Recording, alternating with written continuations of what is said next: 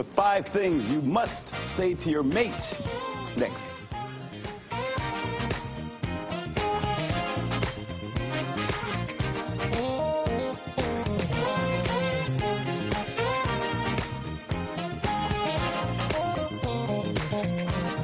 And welcome to the Stan Simpson Show, a program about Connecticut people and compelling issues. Make it a point to drop in every week. Our relationship guru, Pastor T.C. Brantley, knows that relationships can be tough and complicated. But he says they don't have to be if we simply remember to say 5 things to our mates on a regular basis. He'll break down those 5 things in studio, and you can actually start working on it today. Then we'll wrap things up introducing an up-and-comer on Hartford's music scene. Her name is Brittany Melvin, better known as Brittany Crush. She just dropped her first CD, Not Another Female Singer.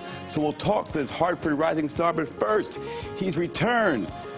Timothy Charles Brantley. Thanks for having me back, man. Media star, have you back.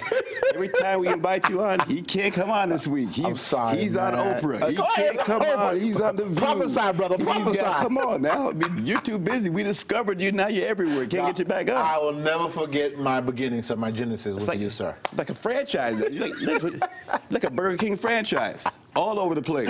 Hey, trying to help couples, man, one time at a time, man. Welcome back. People keep asking, where's the passion? Is he coming back? I'm here, brother. I'm here. Can't get him on. I'm here. You don't want to come on anymore. Well, no, is that, you know, so many couples have issues. I'm trying to help them one at a time. Issues right here. All right, so listen, let's talk about Tom Cruise. We always like to talk about the celebrity couples and what we can learn from their breakups and marriages. So, latest one now, Tom Cruise and Katie Holmes. Let's talk about that situation. It started off with he was very enthusiastic. Very jovial. Right, yes, it was. right. And it's then crashed and burned in what, 5 years? So what are your thoughts there as you assess that? The point is that so many people go into a relationship excited, but they don't understand there's a work process, a work ethic that most goes into it. And a lot of times for those movie stars is, you know, how big are my cars, how big are my movies? They don't understand it's just solo time between him and her, and he didn't do that. Plus, I think he needs to marry a Scientologist, because this is his 3rd marriage. The first one was older, the second wife was his age, and the last one, Katie, was younger. So he needs to find a Scientologist, since that's his drive, which is very important. When you're marrying somebody, find someone that matches your passion, because they don't match your passion, it will crash and burn. And religion is important too. Now, Scientology is not a religion per se, but I guess is it important to make sure that religions are copacetic, or should that matter? Oh, that is very important, because again, whatever someone is driven by, that became his culture, that became his foundation. And so if that person doesn't share your foundation, it's not going to last, because the foundation must be equal in some point of value. Now, you talk about the 5 things that every spouse must say, so we can assume that. Now, you know, why is it important? This dialogue, and we say every day.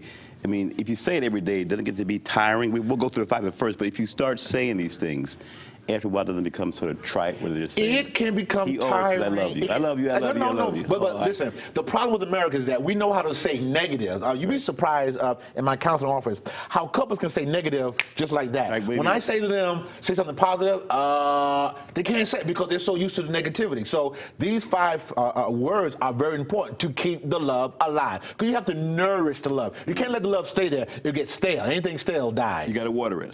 You got to water it. Plant. You got to plant. You got to put the soil down. Take your time with it. Good loving, good sex. All that good stuff, bro. It works. Good sex, too, huh? Yeah, you know I'm back. Here comes the handkerchief now. You better get it. All right, so the 5 things. Yes, sir. Ready? First one you say is, I love you. Very important, because that was the genesis of your relationship. People forget whatever your genesis is, you have to keep it going throughout the duration of the marriage. So even when you don't love, and the love that I'm talking about is agape love. Agape love is, I don't care what you do to me, I'll love you in spite of what you're doing to me, and point. What about that unspoken love, where you just have it, you don't have to say I love you, it's unspoken? We are a sight and sound society, so we have to hear it as well as see it demonstrated. Works without faith without works is dead. All right, so the first thing you do is say, I love you on a regular basis. On a regular basis, even when you don't feel it. Why? Because you're telling your brain, I know I can't stand this person right now, but I still love them. Because if you don't, what happens? That fear, that pain, that bitterness will override you to the point that you don't love them anymore. All right, the second thing you say is that, I am so blessed to be married to you. That's the second thing on your list. Very important. So you're in the middle of an argument, or you're not, and just say, I'm blessed to be married to you. Well, doing in the middle of an argument probably won't work. Timing is very important. So when should you say that? After dinner? You say that on a regular basis because, again, you're trying to show the person how valuable you are as an asset to me. I'm an asset to you, you're an asset to me. And so when you say that, you understand, oh, I have value. Why? Because next time I'm going to curse you out. Wait a minute, I can't curse you out because she brings me value, he brings me value. That's why you do that. So I'm blessed to be married to you, number 2. And number 3, yes. You look beautiful or handsome, right? A little bit of ego stroking. And men need it the most. Women hear me loud. Because we are ego-driven society, we men love cheerleaders. It's not just the outfit, hello, but it's also hearing your name. And when a wife tells her husband, God, you are the best, and have your children even praise your husband when he comes home, it's going to knock his socks off, and then he's going to take you to the bedroom and just wear you out as well.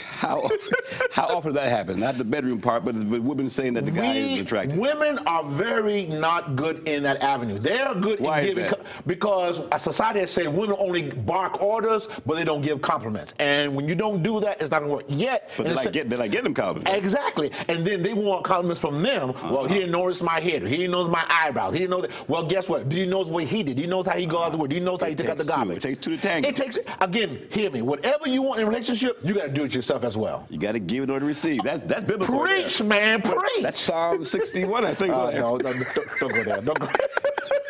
That's Leviticus 19. Stop. All right.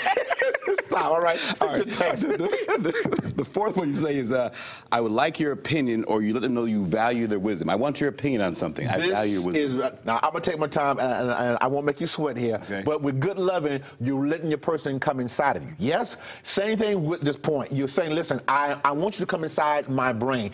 Give me your opinion about this particular point. Why? Because a lot of times, men especially, we tell our wives versus let me give you your opinion about it. When you do that, you're working together to that point versus telling her after you do it. So you value them intellectually. Exactly. Because good love starts in the brain. Yes, sir. All right, I like that one. Intellectual. Thank you very much. The final one you have is mention a positive trait about your spouse. Very important. Like what? Very nice eyes, nice nose. Nice eyes, nice nose. You know, thanks for taking care of the kids. Thanks for working. Thanks for getting the toiletries for me. Thanks for taking the laundry down to the things. I mean, all those small things. You know why? Because we're very good at pointing out what you didn't do. Right. But we suck. We do very bad in a relationship when you do something well. And what I tell women, you give a whole novel when he does wrong. When he does right, 1 period. It doesn't work. You got to do the same thing for both parts. So you're not going to turn all these men soft. I love you, baby. You so nice. No, why you always go there? I'm not trying to tell make these guys henpecked. All the guys watching TV say they ain't going to do those 5 steps. I'm not trying to make these men henpecked. I am trying to tell them the importance of, listen, let your emotions flow. Why? Because when you let your emotions flow, then she's able to accept them. And then next time when you knock on the door for some good loving, she's more likely to let you in. Holler somebody. All right, okay. Now, next seminar you do these seminars regularly? No seminars coming. Oh, you know, back up. I do have a seminar in New Jersey that's coming up. Right. And that's in September. All right, so we'll see you on again in about 18 months, right? We're back on the show. Man, it's on you, man. It's on you, brother. You're too big. You're overexposed right now. All right, that's T.C. Brantley, folks, our relationship guru. When we come back, it's time to catch a rising star. Hartford's Brittany Melvin, better known as Brittany Crush, has dropped her first CD, Not Another Female Singer. We'll talk to this homegrown product who wants to be a star. You're watching The Stan Simpson Show.